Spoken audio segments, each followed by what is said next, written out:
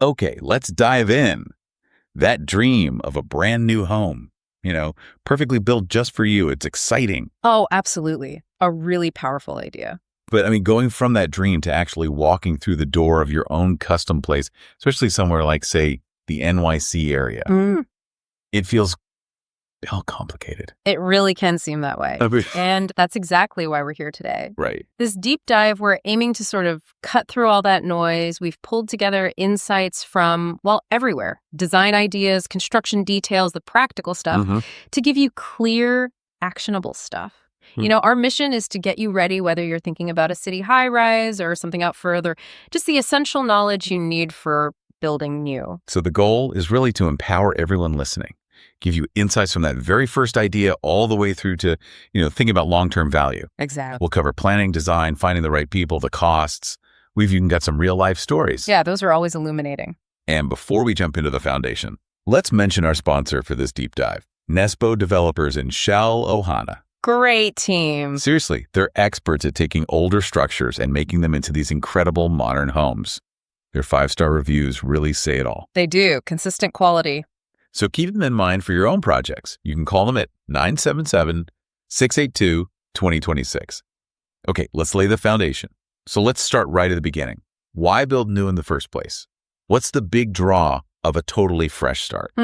For me, it feels like it's about creating something that's genuinely yours. Yeah. A place that just feels right with those little details that make life easier or just nicer. That feeling, that desire for something unique and personal, that's a huge driver now. We're seeing this big shift towards like a really customizable experience. Right. People don't just want a house. They expect, loads of options to design things exactly how they want, especially kitchens. That's a big one. Totally. The heart of the home. Exactly. And this ties into sustainability, too. There's a growing interest in green-rated homes. So it's not just personal, it's responsible, too. That personalization point really hits home. But, you hear claims like, don't wait months, have your plan now, with digital plans ready to go. How real is that for something custom? It's surprisingly more realistic than you might think, thanks to how architectural services work now. Okay. Now, fully bespoke, one-off design, that's going to take time, obviously, but lots of really solid base designs are ready quickly or easily adapted. All right. And for budgeting, a cost-to-build calculator is, essential. That sounds useful. Yeah, it lets you play around with materials, different features, see estimates for your area based on the plan. It's a vital tool. And yeah, for those really unique ideas, architects can absolutely add rooms or design the whole thing, foundation to roof. It's about blending speed and that custom vision. Okay, so the plans are coming together. Let's talk style. Those initial choices that really set the tone. Yeah. What styles are popular now? I see things like Italianate, Craftsman, European. Yeah, New American too. Right. How do those big style choices actually affect the inside, the layout? I saw one plan where a guest suite was up front, courtyard in the middle. Felt very Mediterranean. Oh, they have a huge impact on the look, obviously, but also the function, how the rooms flow, even the roof line. Makes sense. So let's get specific. Kitchens, for instance. Modern minimalism is huge.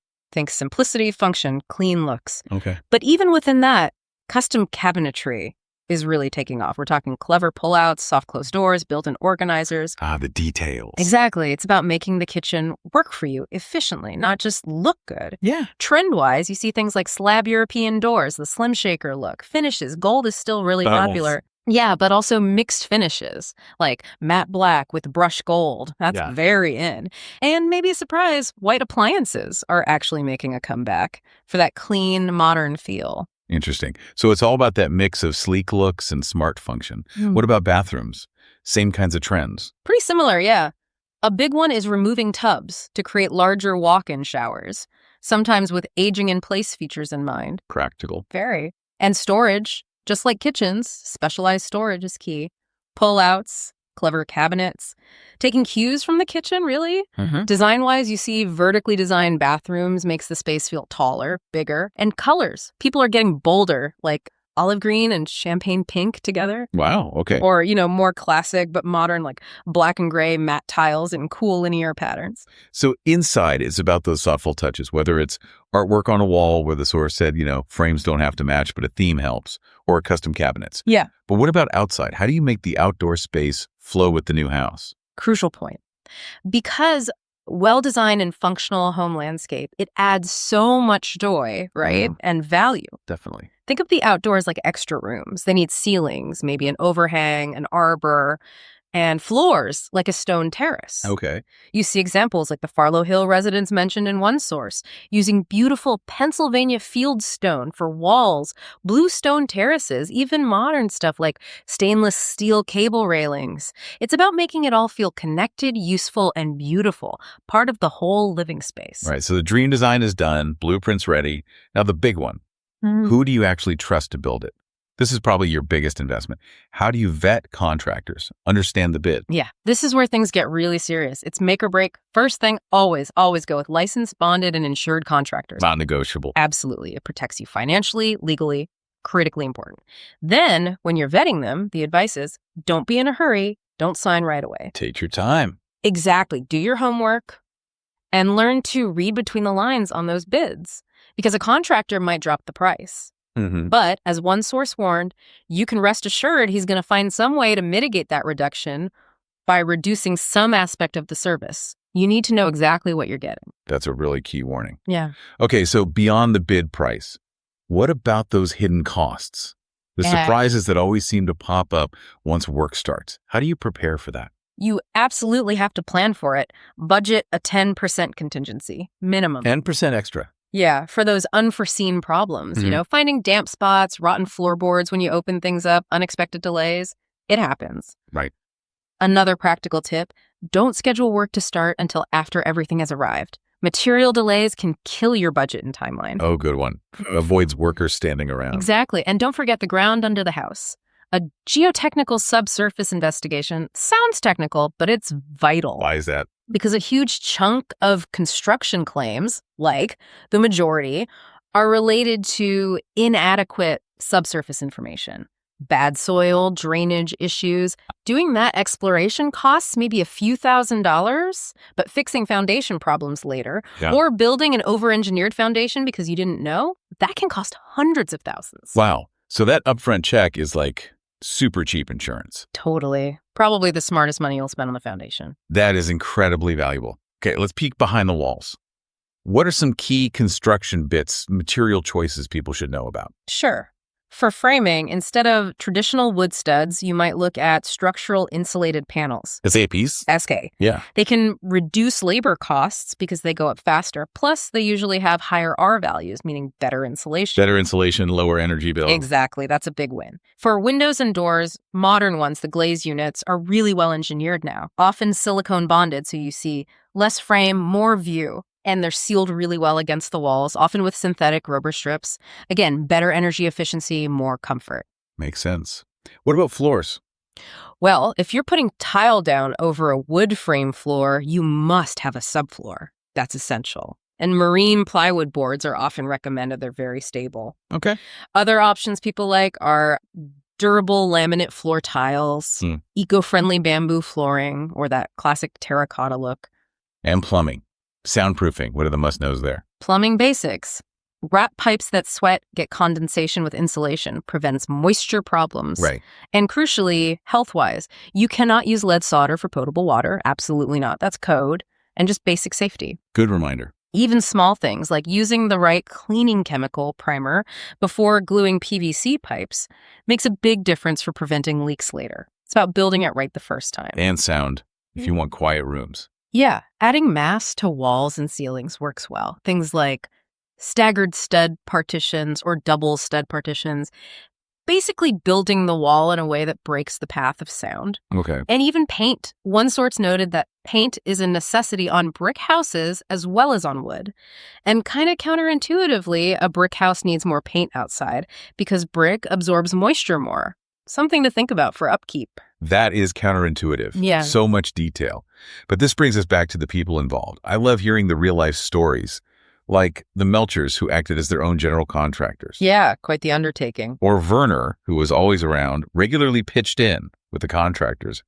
How can listeners tap into that DIY spirit, even if they're not builders? Well, those stories show the power of just being engaged, right? And today, there's just amazing accessibility of in-depth information online. YouTube is incredible for this stuff. Sure. Now, maybe you're not going to try and put new roof on an elaborate multi-up house yourself in winter, as one source amusingly put it. Probably not. But you could totally learn to tile a countertop or maybe put a new roof on your garage.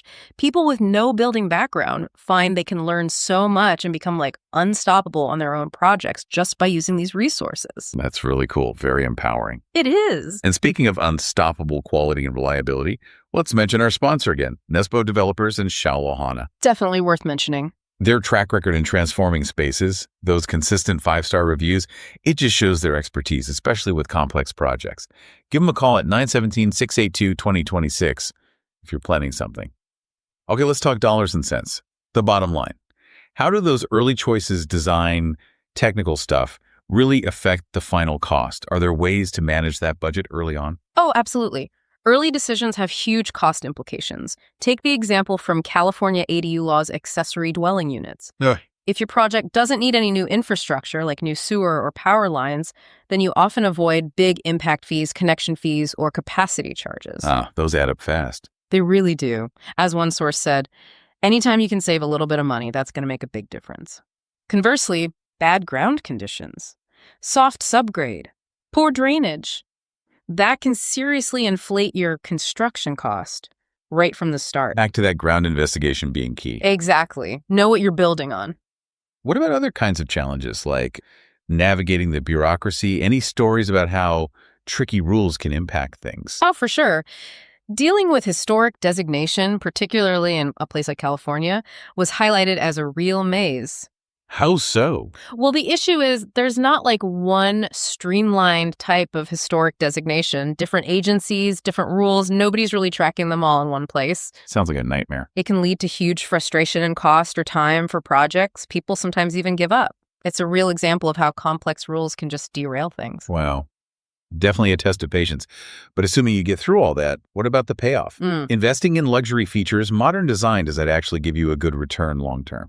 Generally, yes. Take a luxury kitchen. It can definitely significantly boost your home's resale value. You often recover much of your investment. Okay, that's good to know. But it's not just about the money, right? It elevates daily living.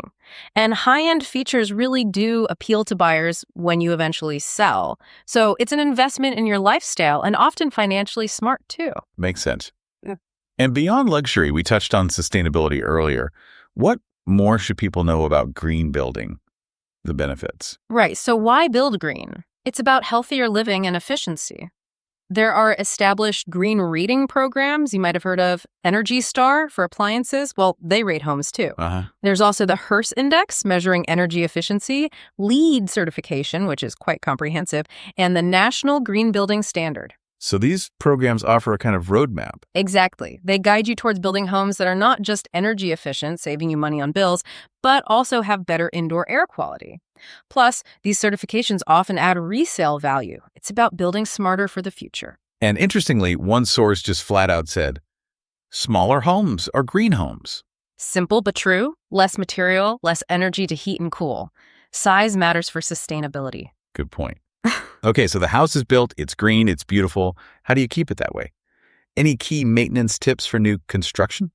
Yeah, maintenance is crucial to protect that investment. Simple things like in the kitchen, regularly clean cabinet handles, knobs, metal accents, and wood surfaces, prevents grime buildup, keeps things looking good. Makes sense. And for plumbing, those floor drains we sometimes forget about, especially if they're not used often. You should periodically pour water into the drain. Why is that? To keep the water seal in the trap full.